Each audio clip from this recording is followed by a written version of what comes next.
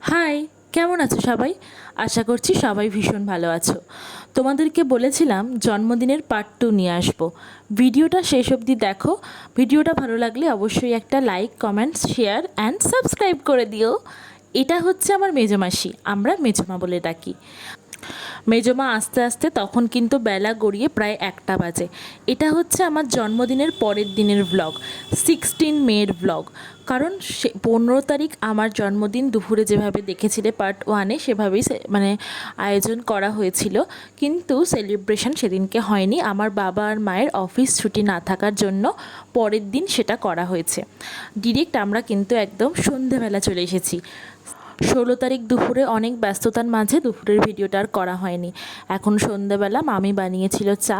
আর জানো তো, যারা চা প্রেমী আছো, সন্ধেটা চা ছাড়া যেন জমে না। এখানে মামি সবাইকে বলছিল কটা করে বিস্কুট চাই, কটা করে বিস্কুট চাই। সবাই হাত পেরে দাঁড়িয়েছিল। আর ওই দেখো, ওইটা কিন্তু আমার মা ওরকম হাত পেরে দাঁড়িয়েছিল। আমার মা খুব মজার মানুষ।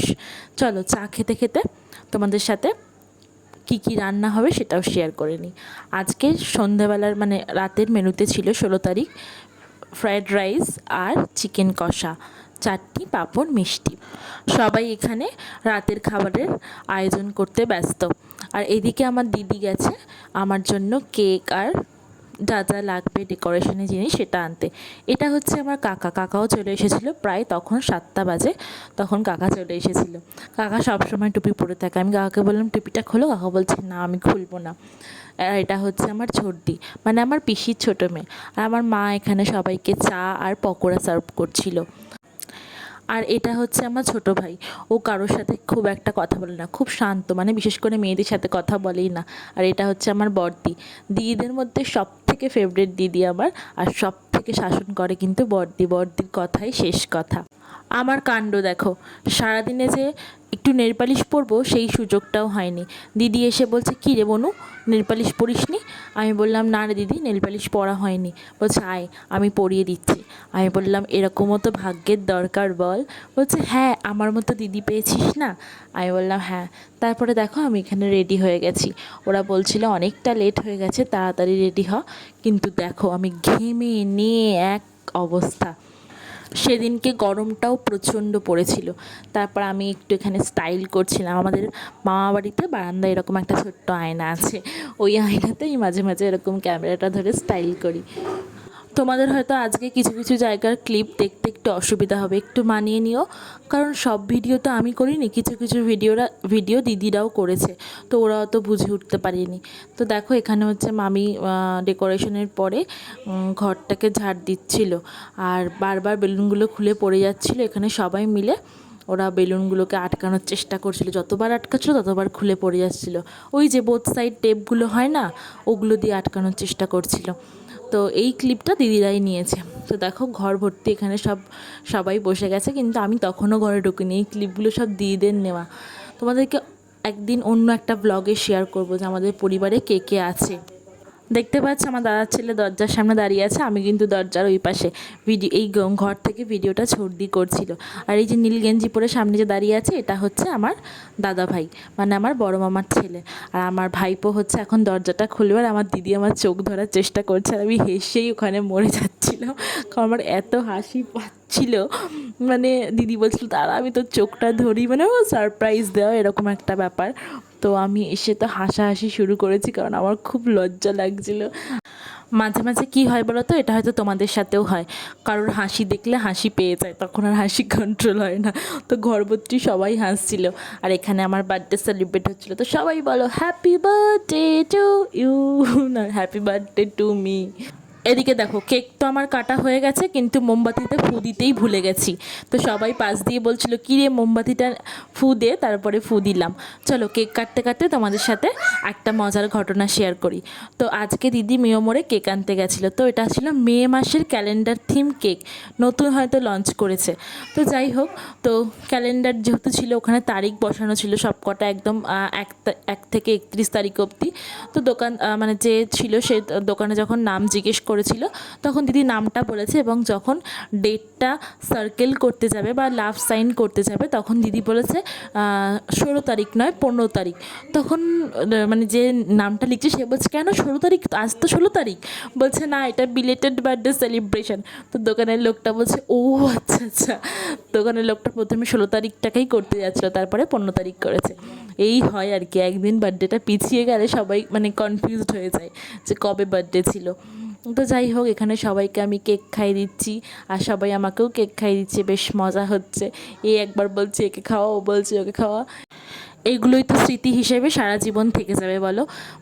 হয়তো ক্যামেরাতে এখন ক্যামেরা আছে তাই জন্য আমরা ক্যামেরাতে ভিডিওগুলো শ্যুট করে রেখেছি বা ফটো তুলে রেখেছি, মুহূর্তগুলোকে ক্যামেরা বন্দি করে রেখেছি, কিন্তু যখন ক্যামেরা ছিল না তখনও তো মানুষ এই মানে স্মৃতিগুলো তো মনে রাখতো। তো এইগুলো এমন স্মৃতি যেগুলো হয়তো ক্যামেরার প্রয়োজন হবে না বা সেগুলো দেখে মনে পড়ার প্রয়োজন হবে না, সেগুলো একদম মনে থেকে যায় মুহূর্তগুলো। আর এই যে এটা হচ্ছে আমার ছোটদার মেয়ে যাকে কেক খাওয়াচ্ছি, আর এটা হচ্ছে আমার ছোটদা ভাই। সবাইকে তোমাদের সাথে একদিন পরিচয় করাবো, ইচ্ছে ছিল আজকেই করাবো কিন্তু সম্ভব হয়ে ওঠেনি। নেক্সট কোনো অনুষ্ঠান হলে অবশ্যই করাবো। আর এই যে এটা হচ্ছে আমার দাদাভাই ওয়েট করছিল কখন আমাকে কেকটা খাওয়াবে আর মাখাবে, কিন্তু এই মাখা দিচ্ছিলাম আমরা, বললো একটু নাকে মাখাই। দাদাভাই আমাকে কুইন বলে ডাকে, মানে ওর হচ্ছে সব থেকে আদরের বোনু আমি, তো আমাকে কুইন বলে ডাকে, আর আমিও দাদাভাইকে কুইনের দাদা বলে ডাকি। আর এই যে এটা হচ্ছে আমার বড় মামি। পরিবারের সকলের সাথে পরের দিনটাও বেশ মজা করে কাটলো। তো এখানে তাড়াহুড়ো করছিলাম কারণ হচ্ছে অনেকটা লেট হয়ে গেছে, আমি কেক কাটতে গেছি তখন প্রায় 9টা বাজে। এদিকে আমার বাবাও আমাকে একটু কেক খাইয়ে দিচ্ছে, বাবা বলছে সবাই তোকে খাইয়েছে, আমি তোকে কেক খাওয়াইনি। তারপর আমার কেকটা নিয়ে আবার মাকে খাইয়ে দিচ্ছে, আর মা হাসাহাসি করছিল সবাই মিলে, মানে পরিবারের সকলেই খুব মজাদার, বুঝলে তো। আর এই যেটা হচ্ছে আমার কাকাইকেও আমি একটু কেক খাইয়ে দিলাম, মানে সবাইকে যারা যারা ছিল সবাইকে আমি কেক খাইয়ে দিয়েছি। আর বড়দাকে আমি অনেকক্ষণ ধরে বলছিলাম আসতে, বড়দা আসলে না, বলতো ঠিক আছে ফটো তুলতে হবে না, ঠিক আছে, মানে ও একটু লজ্জা পায় ক্যামেরার সামনে আসতে। তো যাই হোক, পরিবারের সকলের সাথে এই দিনটা খুব মজায় কাটলো। আর এখানে হচ্ছে বড়দি কেকের পিস করছে, কেকের ভালো করে সেভাবে ছবি তোলা হয়নি, না তোমাদেরকে দেখাতাম কেকটা খুব সুন্দর ছিল। তো দিদিরা ভিডিও করেছিল তো তাই জন্য। আর এখানে হচ্ছে মামিকে আমি কেকটা খালি শোক করছি, মানে মামি কেক কিন্তু খায় না, যেহেতু কেকে ডিম দেওয়া থাকে। মামিকে যতই বলা হয় এটা এগলেস কেক, মামি তাও খাবে না, মানে মামি ভাবে যে ডিম কেক মানেই ডিম দেওয়া আছে এরকমভাবে, তাই জন্য মামি খেতেই চায় না, কারণ মামি ডিম একদম খায় না, মামির ডিম খেলে নাকি অসুবিধা হয়। তারপর এখানে সব ভাই বোনেরা মিলে ভাবলাম ছবি তুলবো, ছবি তুলতে গিয়ে হয়ে গেছিলো ভিডিও। যাই হোক, ভিডিওটাও তোমাদের সাথে একটু শেয়ার করে দিলাম। তারপরে এখানে সবাই খেতে বসে গেছে, এখানে হচ্ছে দিদিরা খেতে বসেছে, কাকারা খেতে বসেছে, কারণ ওরা অনেক দূর যাবে। আর ছোটদি বলছে কী রে ভিডিও করছিস, রিভিউ দেবো? আমি বলছি হ্যাঁ রিভিউ দে। এরকম খাবারটা কেমন হয়েছে? বলছে খুব সুন্দর হয়েছে রে বনু, এরকম ঢং করে করে বলছিল। আর বড়দি হাত দিয়ে দেখাচ্ছিল, কাকা বলছিল এনে মাংস খা। কাকা এরকমই করে, মানে যখনই খেতে বসে মানে সব বন্ধুদেরকে বলে এই একটু খেয়ে যা, মানে কাকার পাত থেকে সবাইকে দেয়। আমরা এরকমই মানে খুব মজা করে একসাথে মিলেমিশে থাকি। আর এই দেখো এখানে আমি রাত্রে খেতে বসে গেছি। তো বললো তোমাদের তো আগেই মেনু শেয়ার করেছি। আর এখানে মামা আর মামি পাশাপাশি খেতে বসেছে। আমি বলছি বাবা কত যুগ পর তোমরা একসাথে পাশাপাশি খেতে বসলে। মামি তখন বলছে কেন রে, আমরা তো রোজই একসাথে খেতে বসি। আমি বলছি হ্যাঁ সেটা তো আর আমার চোখের সামনে হয় না, কারণ আমি তখন ঘুমিয়ে পড়ি রাতে, তোমরা যখন খাও। আর এখানে আমার দাদা খেতে বসে, দাদা এরকম মুখ ভেঙাচ্ছে, দাঁত ভেঙাচ্ছে না মুখ ভেঙাচ্ছে কে জানে। আর এখানে বৌদি সবাইকে খেতে দিচ্ছে, খেতে দিয়ে বৌদি লাস্টে দেখো গামলা নিয়ে বসে পড়েছে। আমি বলছি বাবা তুমি গামলা নিয়ে বসে পড়েছে? বৌদি বলছে হ্যাঁ সারাদিন খাটাখাটনি করেছি, এবার আমি 1 গামলা ভাত খাবো, এরকম মজা করে বলছে। এই বীভৎস গরমে এতগুলো মানুষের রান্না করা কিন্তু খুব কষ্টদায়ক ব্যাপার, কিন্তু ওরা করেছে সব মানে আমার জন্য, আমাকে খুশি করার জন্য। তো সত্যিই আমি খুব লাকি যে আমি এরকম পরিবার পেয়েছি। তো এইটা হচ্ছে তার পরের দিনের ভিডিও, 17 তারিখের ভিডিও। তো এটা ছিল হচ্ছে ফ্রেন্ডদের সাথে সেলিব্রেশন। তো ওরা ফোন করেছিল যে আমি 17 তারিখ ফ্রি আছি কি না সন্ধ্যেবেলা। তো আমার পড়ানো ছিল, পড়ানোটা ক্যান্সেল করতে হলো, তো সেদিনকে আমি আর পড়াতে যাইনি। তো আমার একটা ফ্রেন্ড আমাকে নিতে এসেছিলো। এটা হচ্ছে কাকিনাড়া ব্রিজ। এই জায়গাটা দিয়ে যখন মানে ব্রিজে ওঠা হয় না, না আমার ভীষণ ভালো লাগে, মানে বিকেলবেলা হলে তো আরও ভালো লাগে। ওই বিকেলবেলার সময়টা বেশ সূর্য যখন অস্ত যায় দারুণ লাগে দেখতে। আমাদের কাকিনাড়াতে মানে ভালো মানের বিরিয়ানি বলতে মণ্ডল বুঝি, মানে মণ্ডলের একটু নাম ডাক আছে, তাই জন্য আমরা মণ্ডলেই চলে গিয়েছিলাম আমার বার্থডে সেলিব্রেশন করতে। তো এখানে ওরা কেক নিয়ে এসেছিলো, তো পাশ দিয়ে খুব কমেন্ট্রি আসছিলো। আমার একটা বন্ধু আছে যে কিনা খুব ফাজিল, এই যে বই নিয়ে দাঁড়িয়ে আছে, বলছে এটা তোর উপহার, উপহারটা আগে নে পরে কেক কাটবি, কেকটাই কি সব, উপহারটা আগে, এরকম বলছিল। তারপর হাসাহাসি করছিলাম। আর বন্ধুরা এক জায়গায় থাকলে যা হয় আর কি।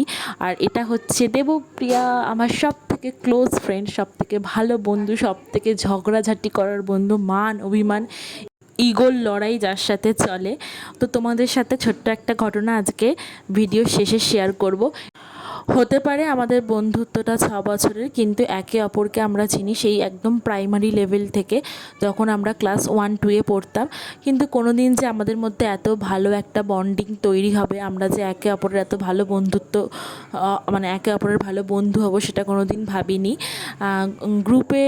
গ্রুপটা তৈরি হয়েছে 6 বছর আগে। গ্রুপে আরও দুজন ছিল, তারা এখন মিসিং, তারা কাজের সূত্রে বাইরে আছে।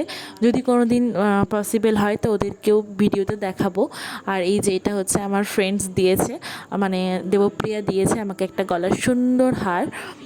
তো আমি তোমাদেরকে যেটা বলছিলাম, ভিডিও শেষে একটা ছোট্ট ঘটনা শেয়ার করব। ও আমার এমন বন্ধু যে কিনা রাত 2:30-এর সময় ফোন করে জিজ্ঞাসা করে, তোর খাওয়া হয়ে গেছে, তুই কি ঘুমিয়ে পড়েছিস? ইভেন একদিন আমাদের কলেজের একটা প্রোগ্রাম ছিল, তো সেখানে আমি যাব বলেছিলাম, কিন্তু আমি বলেছিলাম আমি শাড়ি পরে যাব না। তো সেই নিয়ে ওর কান্নাকাটি যে ও শাড়ি পরে যাবে, আমি কেন শাড়ি পরবো না। সেদিন রাতে তো ঝামেলা হলো। তার পরের দিন সকালে কাকু আমাকে ফোন করে বলল, কী রে প্রিয়াঙ্কা, কী হয়েছে তোদের মধ্যে? দেবপ্রিয়া মন খারাপ করে বসে আছে। আমি বললাম কাকু আমি শাড়ি পরবো না বলেছি। বলছে ঠিক আছে তোরা দুজনেই শাড়ি পর, আমি বলছি। তো তারপরে মানে এরকম আমাদের মধ্যে যদি ঝামেলা হতো, আমাদের ফ্যামিলিরা এসে মানায়। আমাদের বন্ধুত্ব যেন সারা জীবন এরকমই থাকে। তো বন্ধুদের সাথে যে বার্থডে সেলিব্রেশন করেছি, সেদিনকে মায়ের জামাটা পরেই কেকটা কেটেছি, ওই জামাটা মা দিয়েছে। আর এই গিফটগুলো পরিবারের সকলে দিয়েছে। আর এই হারটা দিয়েছে দেবপ্রিয়া, আর ঘুড়িটা দিয়েছে ওরা 3জন মিলে। আর এটা হচ্ছে আমার বাড়িতে যেদিনকে বার্থডে সেলিব্রেশন হচ্ছে সেদিনকার কেক। ভিডিওটা এখানেই শেষ করলাম, দেখা হবে আবারও নতুন কোনো ভ্লগে তোমাদের সাথে। চলো টাটা।